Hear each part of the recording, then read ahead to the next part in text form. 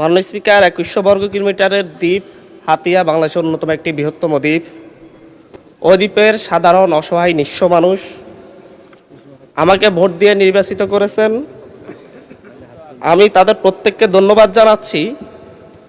সেই সকল রিক্সা চালক, ভ্যান চালক, সিএনজি চালক, ফেরিওয়ালাদেরকে, যারা তাদের ফেরিগিরি করতে গিয়ে কিছুক্ষণ আমার জন্য কথা বলতেন, কিছুক্ষণ তার সবজি বিক্রির জন্য কথা বলতেন। আমি কৃষক শ্রমিক প্রত্যেককেই ধন্যবাদ জানাচ্ছি, যারা অস্ত্রের বিপরীতে দাঁড়িয়ে আমাকে নির্বাচিত করেছেন। মাননীয় স্পিকার, আমি যে জনগুরুত্বপূর্ণ বিষয় নিয়ে কথা বলতে চাচ্ছি, আমি একটু এখানে উপস্থাপন করার জন্য নিয়ে আসছি। আমি এই মায়ের প্রতিনিধি, যিনি নদীর ধারে দাঁড়িয়ে অসহায় নিঃস্ব অবস্থায় দেখাচ্ছেন। আমার নির্বাচনী এলাকা নোয়াখালী 6 হাতিয়া, এটি সর্বকাশী মেঘনা নদীর তীরে অবস্থিত তীব্র নদী ভাঙ্গন প্রবণ একটি উপকূলীয় দ্বীপ। এই দ্বীপে প্রায় 7.5 লক্ষ মানুষের বসবাস। গত 70 বছর এই দ্বীপের মেঘনা নদীর দ্বারা তীব্র ভাঙ্গনের শিকার একটি জনপদ। গত 70 বছর ধরে হাতিয়ার প্রায় 95 কিলোমিটার ভূমি মেঘনা নদীতে বিলীন হয়ে গিয়েছে, যার আর্থিক ক্ষয়ক্ষতির পরিমাণ হিসাব করলে লক্ষ কোটি টাকার সমান হবে। মাননীয় স্পিকার, এর মধ্যে ছিল হাতিয়ার বিখ্যাত শহর হাতিয়া শহর, যেই শহরটি বৃহত্তর নোয়াখালী অঞ্চলের সবচাইতে স্বনামধন্য এবং সবচাইতে বিখ্যাত শহর ছিল।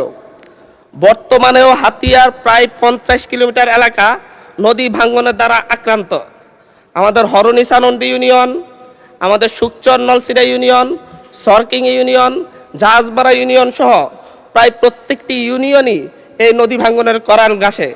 অতি শীঘ্রই হাতিয়া দ্বীপকে রক্ষা করার জন্য, এই ঐতিহ্যবাহী দ্বীপ হাতিয়াকে রক্ষা করার জন্যে বাংলাদেশ পানি উন্নয়ন বোর্ড কর্তৃক প্রস্তাবিত মেঘনা নদীর ভাঙ্গন হতে নোয়াখালী জেলার হাতিয়া উপজেলার পোল্ডার নং 73/1 A+B এবং পোল্ডার নং 73/2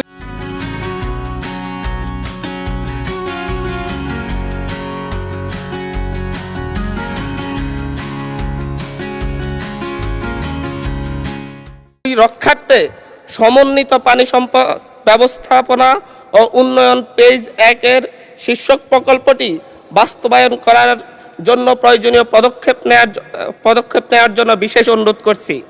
যদি পদক্ষেপ নেওয়া না হয়, প্রতি বছরই কয়েক কিলোমিটার ভূমি নদীতে বিলীন হয়ে যাবে এবং প্রতি বছর প্রায় 7 থেকে 8 হাজার কোটি টাকার সরকারি বেসরকারি সম্পত্তি নদীর গর্ভে বিলীন হয়ে যাবে।